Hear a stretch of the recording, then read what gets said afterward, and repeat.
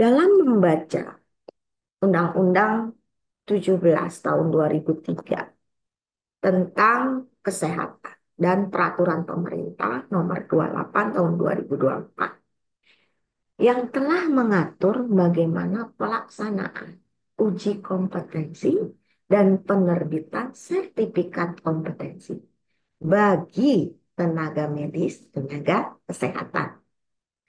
Ketentuan hukum dan penerbitan Serkom ini spesifik dibedakan menurut jenjang pendidikannya, yaitu bagi peserta didik program vokasi dan profesi serta spesialis dan subspesialis.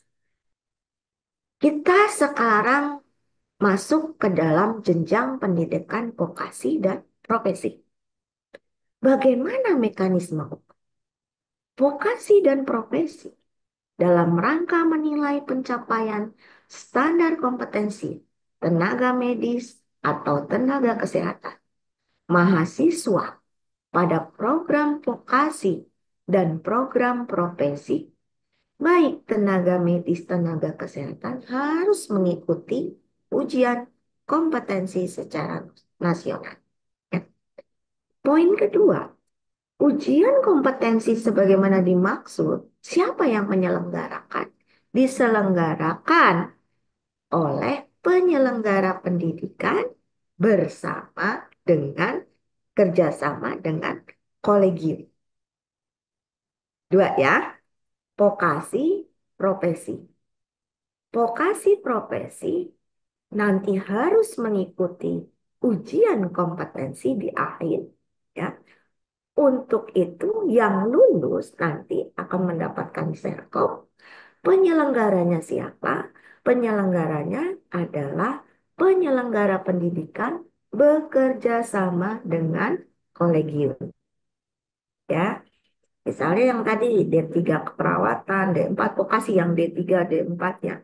Kemudian profesi perawat, bidan, dokter, ya, dokter gigi. Penyelenggaraannya uji kompetensinya tadi. Penyelenggaraannya pendidikan bekerja sama dengan kolegium. Nah, kalau sudah hukum, pasti akan yang lulus terbit Serkom. Mahasiswa yang menyelesaikan pendidikan program vokasi, yang lulus uji kompetensi pada akhir masa pendidikan memperoleh Serkom. Sama mahasiswa yang menyelesaikan pendidikan program profesi, yang lulus uji kompetensi pada akhir masa pendidikan akan memperoleh Serkom. Ya, dua ini. Sekarang, Serkom sebagaimana dimaksud diterbitkan siapa? Diterbitkan oleh penyelenggara pendidikan bekerja sama dengan kolegium. Artinya adalah untuk Serkom ini akan ditandatangani oleh dua, yaitu penyelenggara pendidikan dan kolegium. Clear ya? Karena kolegium semua penyiapan dari ujian, bahan, dan lain-lain. Sehingga pada saat selesai, baik itu vokasi, profesi, maka Serkom akan ditandatangani oleh dua pihak. Ya. Regulasi ini ada di dalam Undang-Undang 17 2023 pasal 213, pasal 591 ayat 1 dan ayat 3 dan PP 28 pasal 592 ayat 1 dan ayat 3. Ya. Lanjut. Nah, sekarang bagaimana dengan spesialis, subspesialis?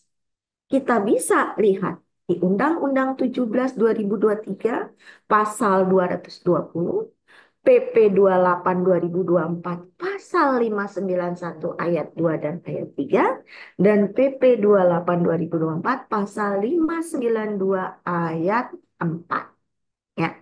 Dikatakan bahwa dalam rangka menilai pencapaian standar kompetensi tenaga medis, tenaga kesehatan, subspesialis atau spesialis, peserta didik pada program spesialis subspesialis, baik medis ataupun tenaga harus mengikuti hukum.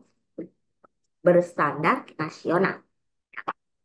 Uji kompetensi sebagaimana dimaksud ini diselenggarakan penyelenggara pendidikan bekerja sama dengan kolegium. Ya. Peserta didik yang menyelesaikan pendidikan program spesialis subspesialis lulusan uji kompetensi pada akhir masa pendidikan memperoleh sertifikat kompetensi. Sertifikat kompetensi sebagaimana dimaksud diterbitkan oleh kolegium. Kalau ini langsung diterbitkan oleh kolegium. Ya. Jadi sekali lagi untuk regulasi ini tadi vokasi dan profesi, kemudian ini spesialis, subspesialis. Ya. Kita lanjut pasal berikutnya. Next. Nah, keterkaitan ketentuan dari Serkom, Serprov bagi tenaga medis, tenaga kesehatan. Kita lihat dalam Permendikbudristek nomor 50 tahun 2024, selaras dan disesuaikan dengan Undang-Undang 17 tahun 2023. Sekali lagi, Permendikbudristek ini adalah keseluruhan dalam menaungi terkait dengan uji kompetensi bukan hanya penyelenggaraan pendidikan tenaga medis, tenaga kesehatan. Jadi harus clear. Untuk yang menaungi tenaga medis, tenaga kesehatan ada pada pasal 10 dan pasal 14. Dinyatakan bahwa sertifikat kompetensi pada pasal 10 untuk tenaga medis, tenaga kesehatan diterbitkan sesuai dengan peraturan perundang-undangan. Peraturan perundang-undangan yang mana yang mengatur itu? Yang tadi yang saya katakan. Undang-Undang 17 dan PP 28 tahun 2024. Clear sekali. Jadi pasal 10 naungan untuk namet dan nakes itu pada pasal 10. Di pasal 14 dikatakan juga Serprov untuk lulusan pendidikan tenaga medis, tenaga kesehatan program spesialis subspesialis diterbitkan sesuai dengan ketentuan perundang-undangan. Untuk Serkom, profesi vokasi spesialis itu sudah clear di pasal 10, pasal 14 untuk Serprov bagi spesialis spesialis diatur pada peraturan perundang-undangan. Ya. Ya, lanjut.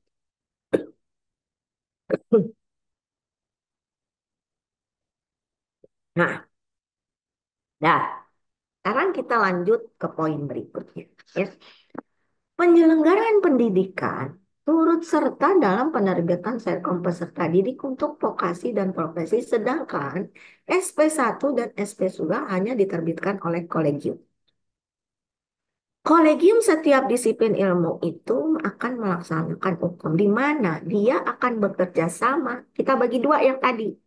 Ini saya gambarkan nih supaya lebih clear lagi gitu loh. Jadi pendidikan vokasi profesi ada Serkom diterbitkan oleh penyelenggara pendidikan dan kolegium. Ya, jadi nanti siapa yang menandatangani Bu Yuli? Akan ada dua, penyelenggara pendidikan dan satu lagi adalah kolegium. Bagaimana dengan spesialis di sini? Sertifikat kompetensi diterbitkan oleh kolegium. Nah, dah. Sekarang berbicara kolegium, ya, lanjut. Nah, sebelum ke situ. Nah, pelaksanaan UKOM ini, penerbitan Serkom, dilaksanakan oleh kolegium yang ditetapkan oleh Menteri Kesehatan. Sesuai dengan ketentuan Undang-Undang 17 dan peraturan turunannya. Pada Undang-Undang 17 tentang Kesehatan, pasal 272 dikatakan, kolegium adalah kumpulan ahli setiap ilmu yang mengampu cabang disiplin ilmu yang menjalankan tugas fungsi secara independen. Tugas fungsi kolegium sudah clear. Itu dilakukan secara independen. Dan merupakan kolegium adalah alat kelengkapan konsil di dalam. Di dalam PP, kolegium disahkan oleh menteri. Ya. Saat ini sudah ada kolegium yang sudah disahkan oleh Menteri Kesehatan. melalui keputusan Menteri Kesehatan yang saat itu sudah diangkat sumpah, ya, sesuai dengan mekanisme seleksi, pengangkatan, pemberhentian, salah satunya adalah Kolegium Kesehatan Indonesia, di mana yang terpilih di dalam Kolegium Kesehatan Indonesia secara otomatis menjadi ketua Kolegium Kesehatan masing-masing disiplin ilmu. Ya. Nah, di dalam PP sudah clear tadi kewenangan, tugas kewenangan kolegium itu dari A sampai dengan Z. Kewenangannya ada menerbitkan sertifikat kompetensi. Clear pada pasal 705 dalam PP nomor 28. Salah satu berbunyi bekerja sama dengan penyelenggaraan pendidikan untuk melaksanakan ujian kompetensi. Ya, di situ ada menyusun standar kompetensi, standar nasional bersama dengan penyelenggara pendidikan, penyusunan kurikulum pendidikan tinggi bersama penyelenggara pendidikan, penyusunan standar profesi bersama dengan konsil, menyusun kajian teknis kelompok tenaga medis, penyusunan kompetensi yang beririsan secara kompetensi, salah satunya termasuk yang tadi melaksanakan ujian kompetensi. Nah, kewenangannya apa untuk kolegium? Menerbitkan sertifikat kompetensi. Gitu ya. Nah, dalam masa transisi ini, ya, demi memastikan pelaksanaan UKOM berjalan lancar, tidak terhambat, ujian nasional juga berjalan lancar, yang akhirnya semua tenaga medis, tenaga kesehatan tidak ada hambatan satupun dalam menjalankan ujian kompetensi, ujian nasional, ujian evaluasi nasional, tahunan, dan lain-lain. Ya.